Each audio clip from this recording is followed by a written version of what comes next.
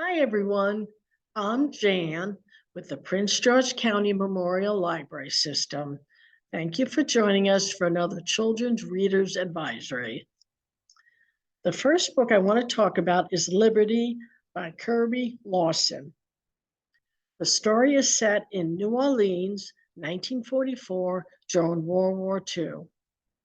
Keeping up with the other kids isn't easy for Fish, who has suffered from polio, and as a result, he limps. Fish feels that people are either talking behind his back or they're actually calling him nasty names to his face.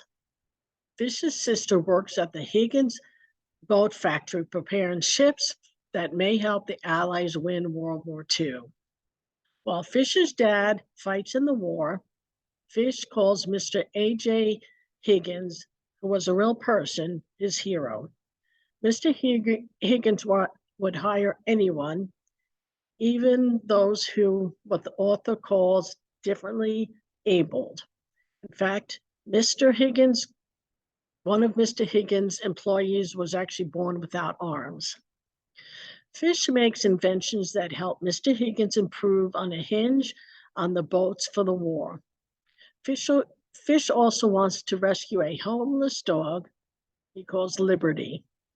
He needs to enlist the help from his friend Olympia, an African American girl, and a German prisoner of war to make sure Liberty and her pups are safe. As a result, Fish finds his perception of the world, of race, war, family, and friendships transformed. And he gets to meet another of his heroes, President Franklin D. Roosevelt, who also suffered from polio. And again, this is called Liberty by by Kirby Lawson. My next book is called Bat and the End of Everything by Elena K. Arnold. Bat's real name is Bixby Alexander Tame, and Bat is on the autism spectrum. Bat finds himself anxious about many things. As third grade comes to an end, Bat must learn how to say goodbye to his favorite teacher, Mr. Grayson, the class pet rabbit, Baby Cakes, and Thor, the skunk whom his mother, the vet, has taken home to care for until the skunk can be released back into the world. Bat worries about Baby Cake's summer care because how does Bat know that Jenny can take good care of the rabbit over the summer? Bat will enter the fourth grade when school starts again, but will he ever see Baby Cakes again? Can Thor survive out in the wild? Mr. Grayson, Thor, Baby Cakes have helped Bat calm down. Can Bat find ways to help himself when his mind gets overstimulated? And again, this is called Bat and the End of Everything by Elena K. Arnold. Okay. My next book is called Mascot by Antone John. As the cover of the book says, no one wants to be stuck on the sidelines. Noah played catcher on his baseball team, and he and Logan, the pitcher, made a great team. Now Noah sits in a wheelchair, paralyzed from a car accident that killed his father. Noah sees people looking at him differently, not sure how to act around him. If they suddenly start acting nice, does that mean they're just being fake? Only pitying Noah? He doesn't want empty words from sympathy cards or motivated phrases from people who can't understand his circumstances. He'll need his friends Alyssa, double-wide, and thoughts of his mother taking care of him forever to face his fears that have kept him stuck emotionally. And again, this is called Mascot by Antonio John.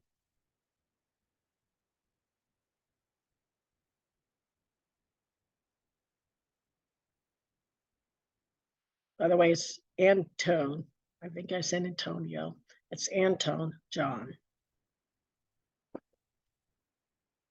My next book is called Wink by Rob Harrell. And Mr. Harrell based this book on his own experience. When diagnosed with a rare eye tumor, I thought for sure Ross, the main character, would lose his eyesight totally or even die. And I'm actually glad to report that neither happened without giving away too much. Yes, Ross does go through many challenges. He loses his hair and he has to deal with rude memes originated from his secret love.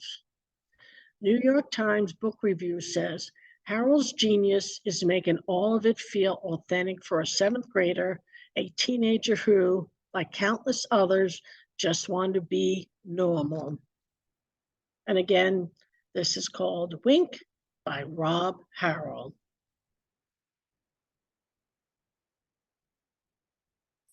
This book is called The War That Saved My Life by Kimberly Brubaker Bradley. And this story won the Nobel Medal Honor Book Award and was a winner of the 2016 Schneider Family Book Award. And the Horn Book Magazine calls this book powerful. And then Kirkus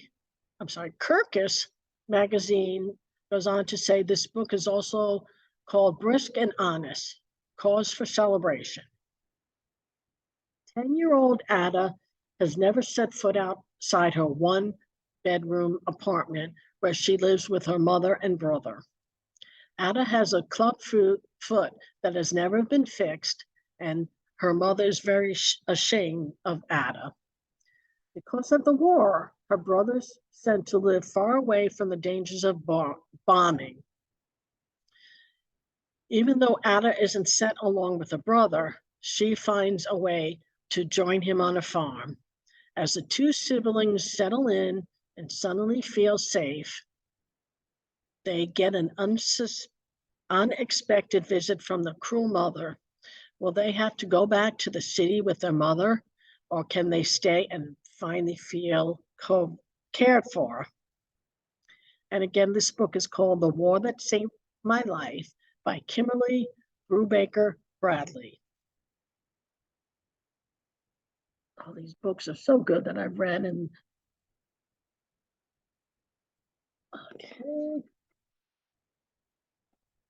okay.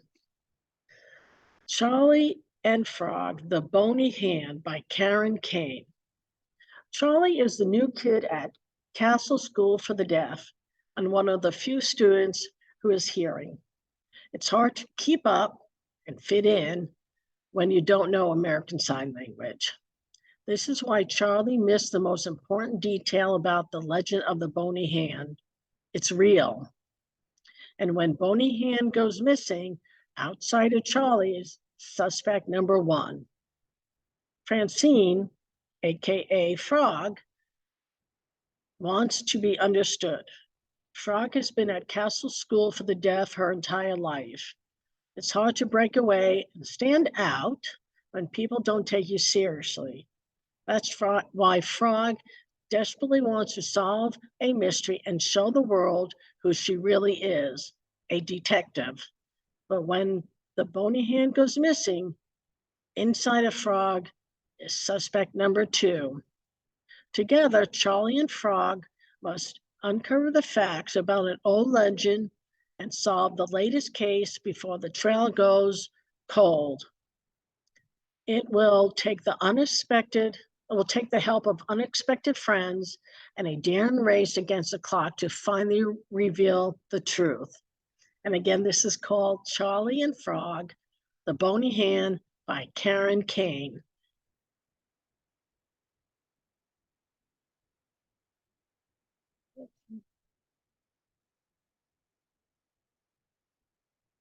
Okay. Show Me a Sign by Anne Claire Lisotti.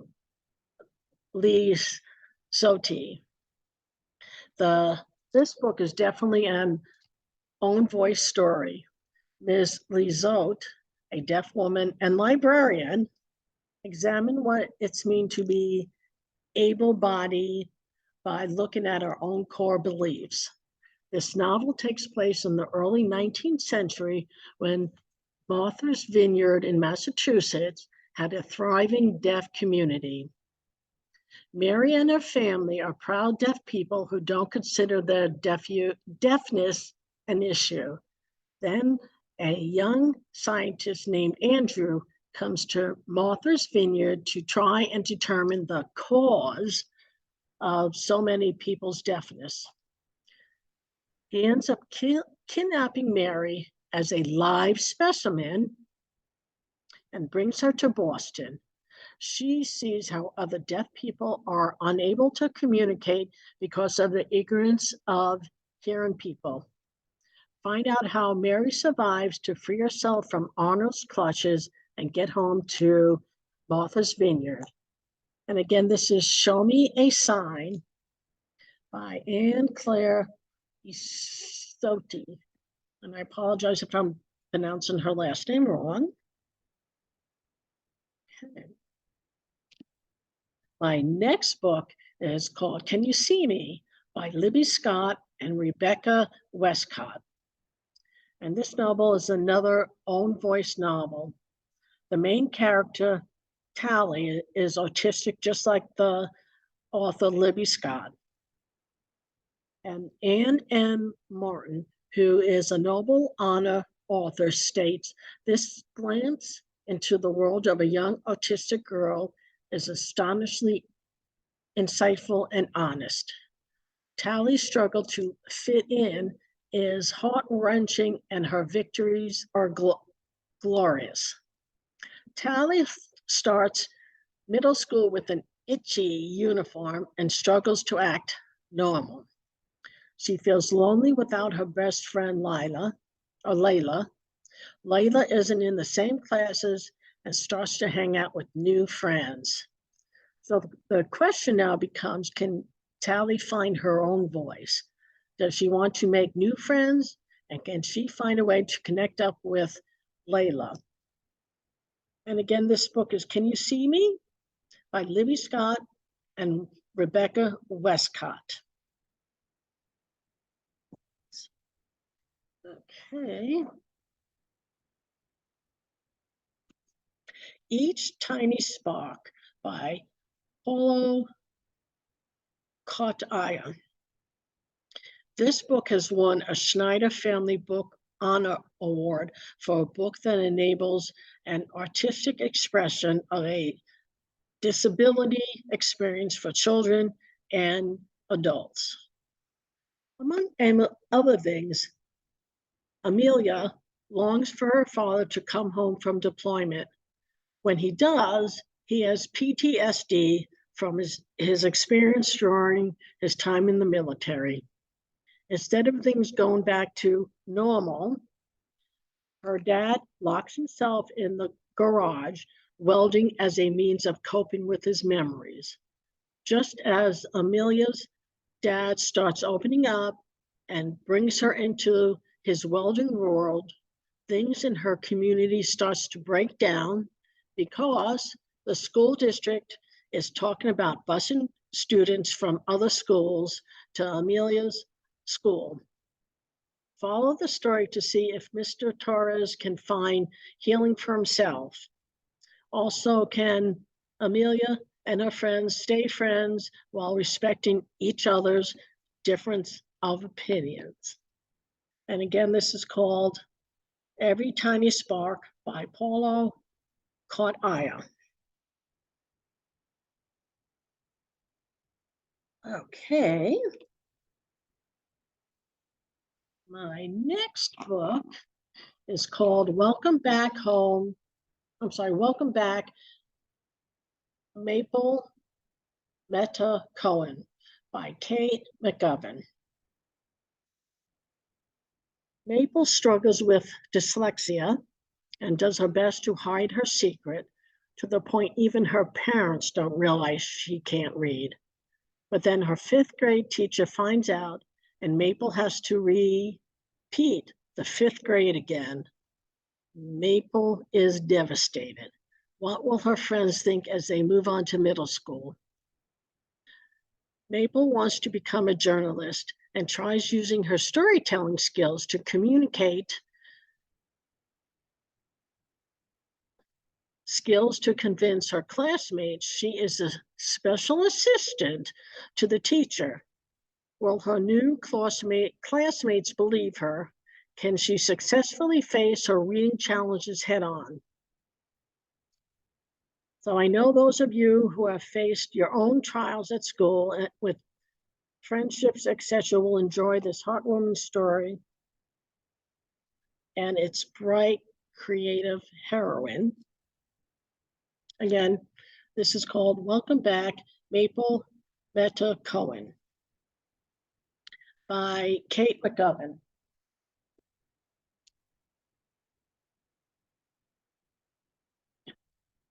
My next book is called Insignificant Events in the Life of a Cactus by Dusty Bowling.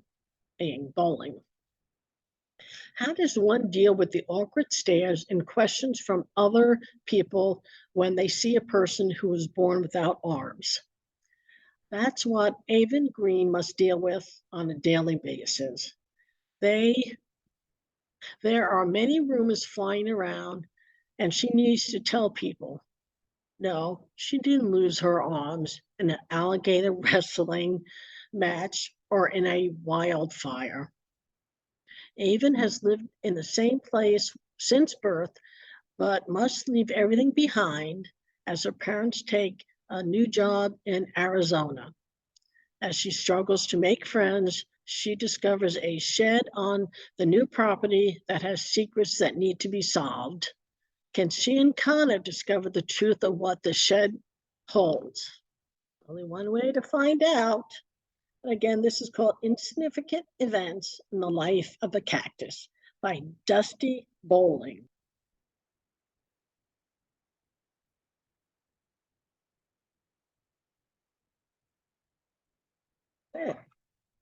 My next book is called Stuck by Jennifer Swinder. All Austin wants to do is fly under the radar without standing up. He describes his life as the color of a tumbleweed, brown. Austin hates being the new kid in school, and with his size always forces him to stand up. Austin's biggest problem? He can't read. Then Austin starts a new school that has a safety squad. There's something about this laser lemon vest that catches his eye.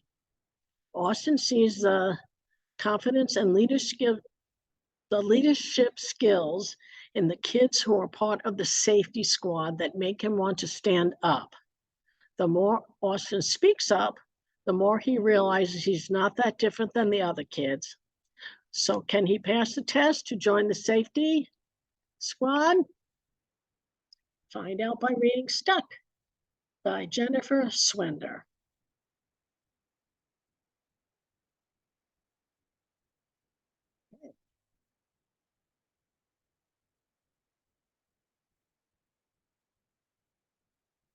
Sidetracked by Diana Asher. If middle school was a race, Joseph Friedman wouldn't even be in last place. He'd be on the sidelines. With an overactive mind, anxiety, and phobias of everything from hard-boiled eggs to gargoyles, he struggles to understand his classes, let alone his fellow classmates. So he spends most of his time avoiding school bully Charlie and hiding out in the resource room, a safe place for misfit kids like him. But then, on the first day of 7th grade, two important things happen. First, his resource room teacher encourages, that is, practically forces him to join the school track team. And second, he meets Heather, a crazy, fast runner who isn't about to be pushed around by Charlie or anyone else. With the new friend and new team, Joseph finds himself off the sidelines and in the race, quite literally, for the first time. Is he a good runner? Well, no, he's terrible. But the funny thing about running is once you're in the race, anything can happen. So, again, the name of this book is Sidetracked by Diane Asher.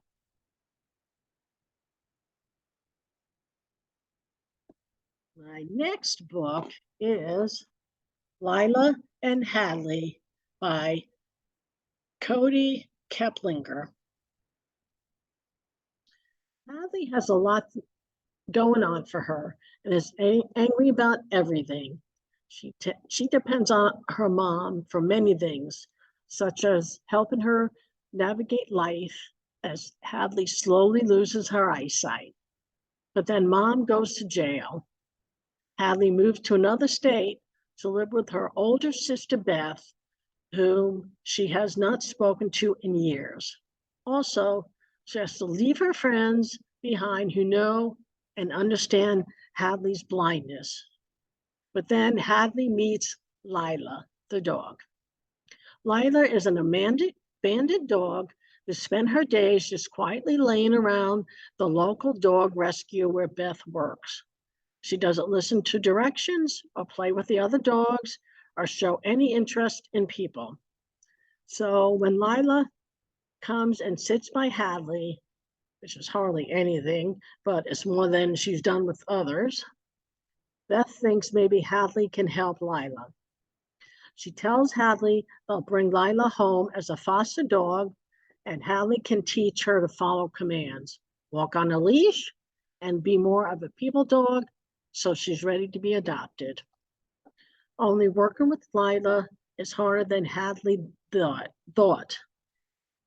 And so is the mobility training she starts taking with her failing vision. It feels like Lila is too stubborn to train, and learning to use a cane is impossible. But unless Hadley can help Lila, she'll never be adopted into a home. If Hadley could just let go of her anger, she might be able to save Lila and herself. And again, this is called Lila and Hadley by Cody Keplinger.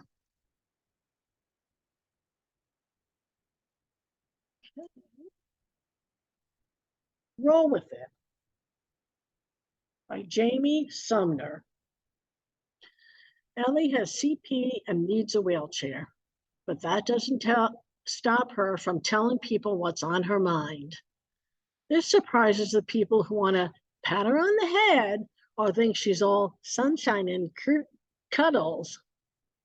Ellie has big dreams that she'll one day be a professional baker, which means writing fan letters to her favorite celebrity chefs and practicing recipes, making her mom do the testing. Everyone knows Ellie until she and her mom must move to help her grandfather. Ellie must start over again in a new town, live on the wrong side of town, and start at a new school. Join Ellie as she deals with many new friends, taking care of her grandfather, and convincing her mother that they're living in the right place. And again, this is called Rolling With It by Jamie Sumner.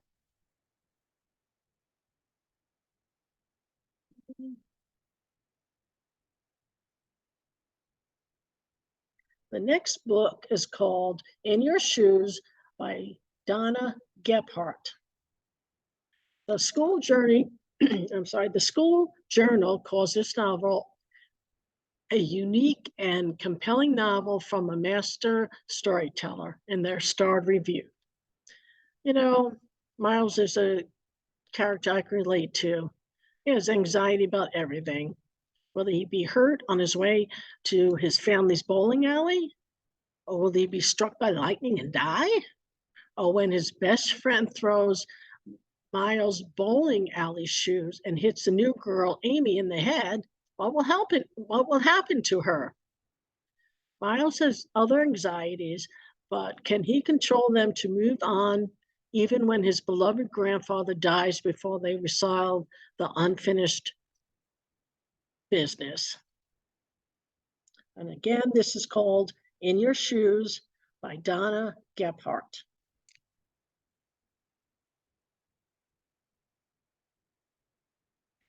And then my last two books are for younger children readers.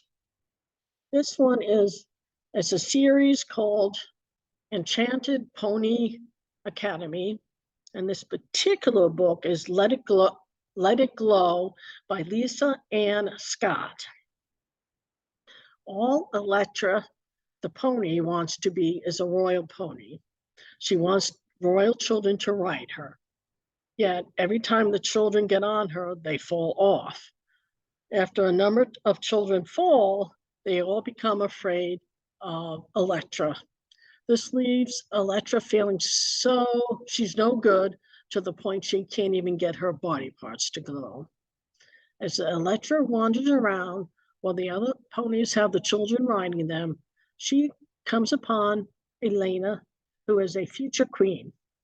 Elena doesn't want to ride ponies or become queen because she's in a wheelchair and doesn't believe she can ride a pony. As a result, Elena tells her family she refuses to take on the role of queen.